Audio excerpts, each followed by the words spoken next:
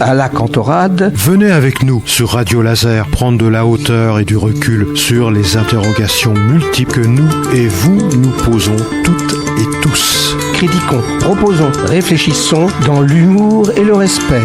Explorez pendant un mois, chaque semaine, un sujet pertinent avec toujours un invité expert. Bonjour à toutes et à tous sur Radio Laser. À la Cantorade pour notre troisième et dernière chronique avec Jeannot Hardy, qui est président de Cirmer, un des clubs de plongée de Rennes. Bonjour Jeannot. Bonjour. Eh bien, chères auditrices et auditeurs, nous allons continuer donc avec cette troisième chronique avec Jeannot Hardy, président de Cirmer. Et nous allons d'abord rappeler peut-être que la plongée, c'est un super activité, mais que c'est du sérieux, tout en y prenant beaucoup de plaisir. Et donc, qu'est-ce qu'il faut bien faire pour éviter des accidents de plongée? On l'a déjà un peu abordé, mais je pense qu'il est bien de le rappeler. On y prend beaucoup de plaisir à plonger, mais il faut respecter un grand nombre de règles, et surtout, vous allez le préciser.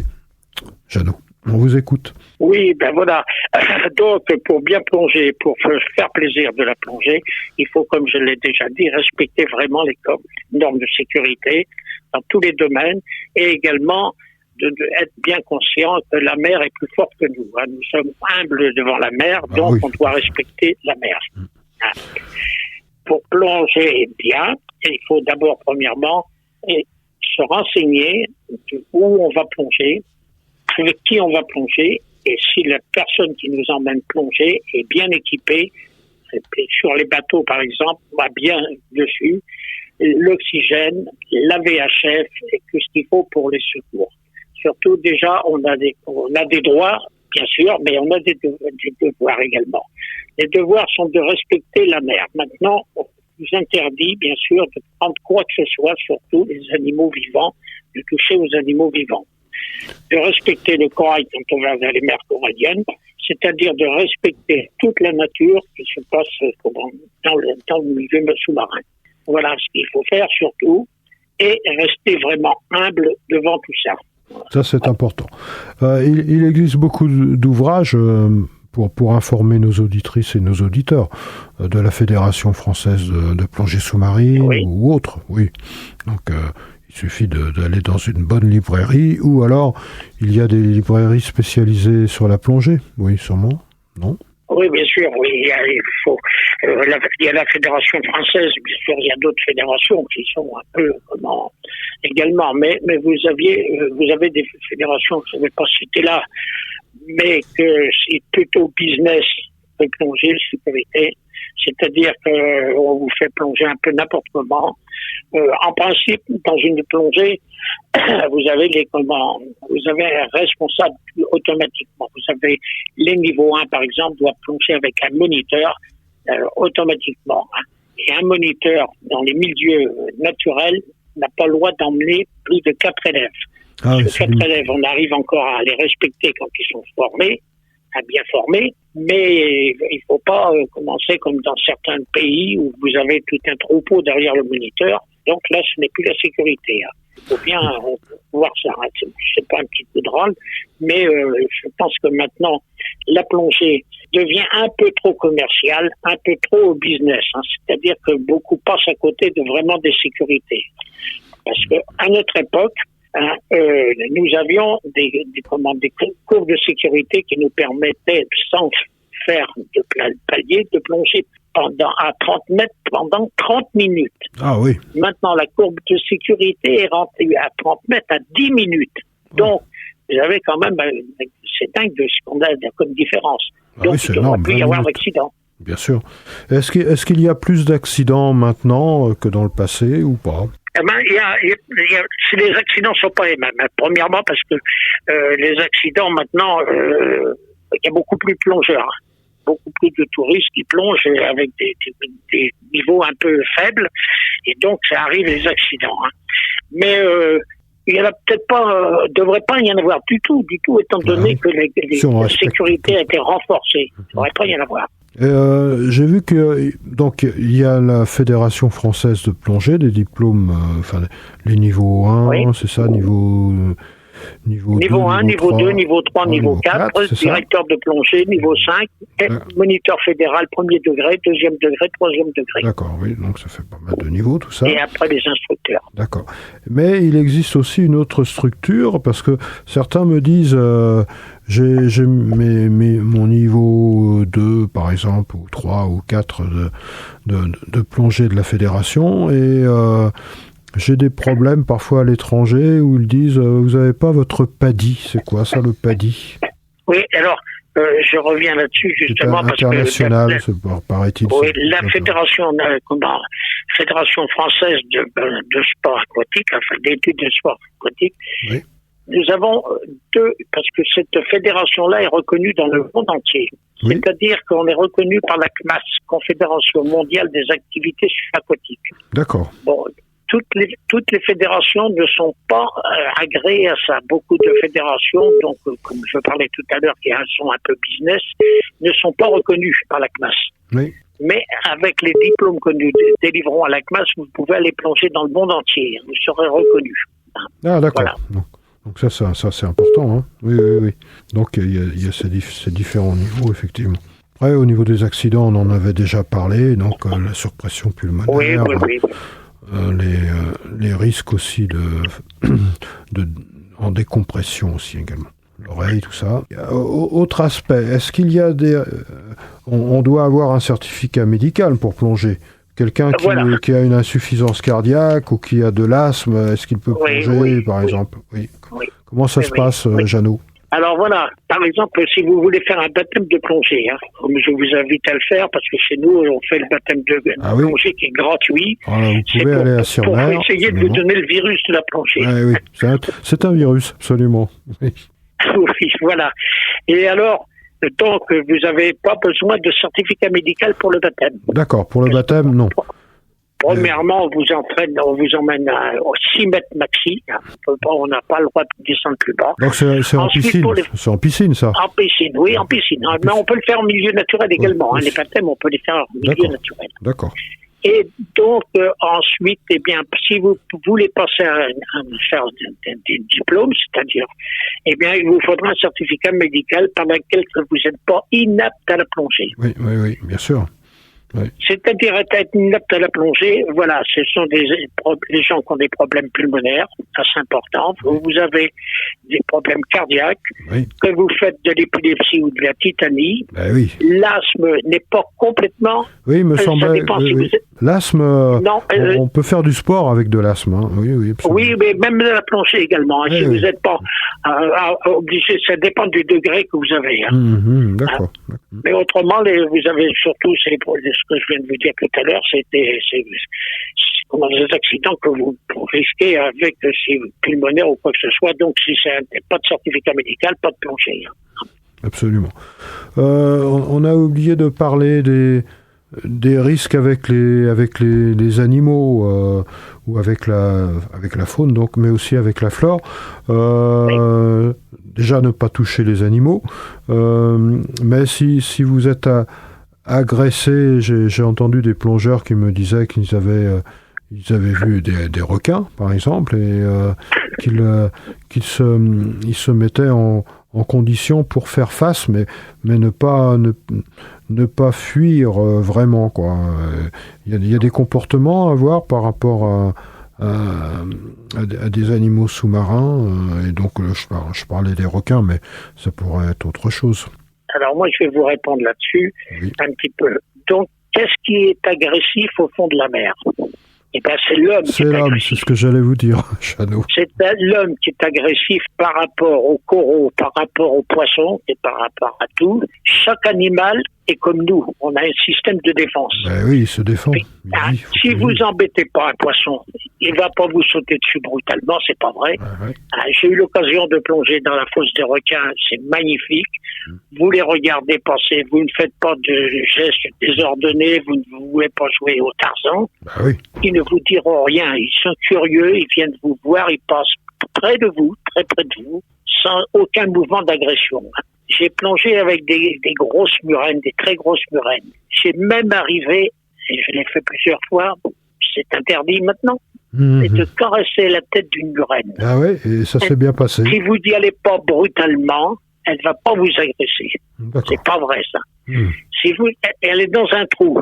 Si vous allez avec votre tuba ou quelque chose pour la toucher, elle va reculer dans son trou. Si elle ne peut pas aller plus loin, elle va agresser. Ça y est, elle va devenir agressive. Oui. Donc, vraiment, il faut beaucoup de respect. Respect voilà, il faut respecter la faune et la flore. Par exemple, vous avez dans les mers chaudes, vous avez du corail de feu qui s'appelle. Eh bien, il faut pas le toucher parce que c'est pareil, ça brûle très dur, ça fait très mal, ça creuse. Bien sûr. Mais si vous respectez, vous n'avez pas touché le corail parce que c'est très très fragile le corail. Vous évitez de le toucher, vous le regardez, c'est magnifique, mais c'est... La nature, ça se respecte. Que ce soit sous l'eau ou pas d'ailleurs. Ou sur Terre. Ou sur Terre aussi, tout à fait. Enfin, je voulais éventuellement aborder avec vous, pour analyser cette situation, je voulais aborder avec vous, Jeannot, la notion d'esprit d'un club de plongée. Parce que finalement, un club de plongée, c'est une micro-société avec des gens qui vont vivre ensemble, qui vont partager, être sur un bateau, plonger sous l'eau, etc., etc. Quel est votre... c'est un esprit de solidarité aussi, et presque de fraternité. Et une palanquée, c'est pas rien. Il faut être à l'écoute de l'autre. Qu'est-ce que vous pourriez dire là-dessus, Jeannot ? Pour vous, c'est quoi un club de plongée ? Quel est l'esprit d'un club de plongée ? Voilà, eh bien, je vais vous dire carrément, ça a changé terriblement. Bon, ça a évolué ? C'est regrettable. Ça a évolué, mais dans le mauvais sens. Oui. On avait l'équipe de plongée autrefois, c'était un monde merveilleux, de copains, d'entente, de solidarité, on avait tout. Et maintenant, les gens se figurent qu'on leur doit tout. On a payé, vous nous devez tout. Ce sont des consommateurs, c'est ça que vous voulez dire ? Ce sont des consommateurs, des consommateurs, et puis qui ne respectent même pas le mal que se donnent des moniteurs et tout ça, ne respectent plus rien du tout. C'est la liberté, on fait ce qu'on veut, quand on veut. Et ça, c'est vraiment déplorable d'en arriver là. Et vous constatez ça chez les jeunes et les moins jeunes à tous les domaines. Tous les âges. Et je ne veux pas jeter la pierre à Pierre, Paul ou Philippe. On entend bien, bien sûr. Tous les domaines. Oui, hélas. Et donc, quelque part, là, ce que vous dites pour un club de plongée, quelque part, est-ce que vous pourriez l'appliquer à notre société, quelque part aussi ? Ah oui. L'individualisme, c'est ça, quelque part, non ? Oui. Ah oui, c'est général maintenant. C'est général dans tous les domaines. Vous regardez les automobilistes entre eux, vous regardez les cyclistes avec les autos, vous regardez tout maintenant. On ne fait n'importe quoi. On a tous les droits. Alors, que voulez-vous ? Ça, c'est... Mais je vous sens pas très, très, très optimiste, Jeannot, là-dessus. Ah non, parce que je vois que ça s'est dégradé, se dégrade de plus en plus. Ça fait quand même assez longtemps que je suis dans la plongée, pour voir comment ça se dégrade. Et donc, ça va pas être le débat aujourd'hui, mais quelque part, il y a sûrement une grande importance de l'éducation des enfants et même des adultes. C'est l'éducation, c'est le respect, c'est tout de le dire. Ok, en tous les cas, on le sent aussi au niveau de la plongée sous-marine. C'est ce que j'entends. Non, on n'est pas exempt. C'est dommage, parce que c'était vraiment avant, c'était un monde merveilleux. De copains, c'était. Oui, tout à fait. Parce que finalement, la plongée, c'est un endroit où on doit surtout écouter l'autre, le regarder, dialoguer avec l'autre. On est solidaire, mais quand on plonge en plongée, on plonge pour nous, mais on plonge pour les autres aussi. Notre binôme qui est avec, on doit assurer sa sécurité comme problème. Ok, donc là, on vient de voir ce problème-là aussi. Autre problème aussi, quel avenir pour vous, pour la plongée sous-marine en général, avec les problèmes de pollution, des fois on plonge, on peut retrouver des trucs en plastique, avec le changement climatique. Comment vous voyez l'avenir pour la plongée sous-marine ? Je vais dire celle de loisirs, mais peut-être aussi la plongée sous-marine en général, à vocation professionnelle. Qu'est-ce que vous en pensez? Alors moi, ce que j'en pense, c'est que depuis déjà des nombreuses années, l'homme a pollué tout, il a tout fait. Je me souviens que dans les années début 80, 70-80, j'allais plonger dans la Méditerranée, par exemple à la Ceuta ou ailleurs. Marseille, à l'époque, les poubelles de Marseille, les camions poubelles de Marseille allaient vider entre Cassis et la Ceuta, allaient vider leurs poubelles directement le long de la falaise. Carrément. Carrément. Alors je peux vous dire que par exemple à la Ceuta, à l'île verte, quand qu'on plongeait, au fond c'était du lourd, au fond, et en surface, quand on remontait, il fallait écarter les cajots, il fallait écarter tout ce qui flottait pour pouvoir sortir. C'était à quelle époque ça? Quelle année? En 80, les fins des années 80. Ah ouais, 80, 80. Alors donc voilà déjà, bon, il y a eu de l'amélioration sans doute de fait quand même, parce que tout le monde est un petit peu conscient de ce qui se passe. Hein. Mais donc, c'est fini ces histoires-là. On doit pouvoir quand même avoir des nettoyages un peu partout. Hein. Et aussi, comment il s'appelle, le réchauffement climatique. Moi, je suis... Alors, qu'est-ce que vous pensez du réchauffement climatique, Jeannot? Oui. Moi, qu'est-ce que j'en pense? Je suis un peu sceptique. Hein. Oui. Parce que si on regarde, on connaît tellement bien depuis des millions d'années, des milliards d'années de notre planète. Notre planète, elle fait ce qu'elle veut. Ah, ça, c'est sûr. Il y a eu des rechauffements, il y a eu des périodes glaciaires, il y a eu des inondations énormes, il y a eu de tout. C'est la planète qui travaille. Hein. Et personne ne pourra rien faire contre cette planète-là. Et on parle du taux de CO2 qui augmente aussi dans la mer et qui fait que le corail blanchit. Ce serait pas dû à l'homme, selon vous? Ce pourrait être un phénomène strictement naturel? Je sais pas. Pour moi, c'est un phénomène qui se reproduit peut-être tous les 300 ans, 500 ans, 1000 ans. Hein. Ça se reproduit par an. Vous avez des endroits que le corail, dans certaines régions, redevient plus beau qu'avant. Ah oui. C'est pas... D'accord. Et puis alors, je pense quand même aussi également, quand on parle du réchauffement climatique et tout, qu'il faut la pollution et tout, on est des pays européens où on se bat pour avoir un point de colère soit bien et tout. Bah oui. Mais on oublie qu'on renvoie toutes nos saloperies qu'on peut avoir dans les pays africains et ceci, cela. Sûrement. Ça doit pas être la même planète là-bas. Hein. Oui, c'est sûr. Non, mais alors il y a vraiment à boire et à manger. Non, mais tout ça, c'est mon point de vue. Oui. Mais malgré tout, avec le fait de tout rejeter, ça fait qu'on a un 6e continent. On parle d'un 6e continent de plastique qui est au milieu du Pacifique. Il y a des bateaux qui vont se balader par là et à cause des courants marins, il y a un véritable 6e continent de plastique qui s'est formé et pourtant, apparemment, on essaye de moins jeter à la mer quand même. Oui, mais il y aura toujours des pollueurs, hein, toujours des pollueurs. Ouais. La réglementation, j'ai l'impression, n'est pas pour tout le monde pareil. Ah non, je crois pas non plus. Malheureusement, hein, quand un bateau dégaze, comme on dit, libère le contenu de ses cuves. On a déjà fait à peu près tout le tour, hein, Jeannot, là maintenant. Oui. Alors, par contre, je vous demande, je vous avais demandé si vous avez le temps de réfléchir à donner un petit message à nos auditrices et nos auditeurs par rapport à la plongée sous-marine ou par rapport à ce que vous voulez d'ailleurs, un message à adresser à nos auditeurs et nos auditrices. Nous demandons toujours à nos invités s'ils le veulent, d'exprimer leur point de vue sur le sujet en question ou sur autre chose. Vous avez la parole, Jeannot. Oui, merci. Alors, ce que je veux dire surtout, c'est à nos futurs plongeurs, j'espère qu'il y en aura encore. On l'espère. Oui, de suivre bien exactement toutes les normes de sécurité qu'on a dit, de se faire surtout plaisir, de ne pas en faire une folie, une course à n'importe quoi. Il faut rester humble toujours, comme j'ai déjà dit. Oui. Respecter le milieu naturel, c'est déjà de l'écologie. Hein. Tout à fait, oui. C'est une très bonne écologie, celle-là. Hein, ah oui, tout à fait. De respecter. Et donc, Surtout, amis plongeurs, ne vous prenez pas la tête.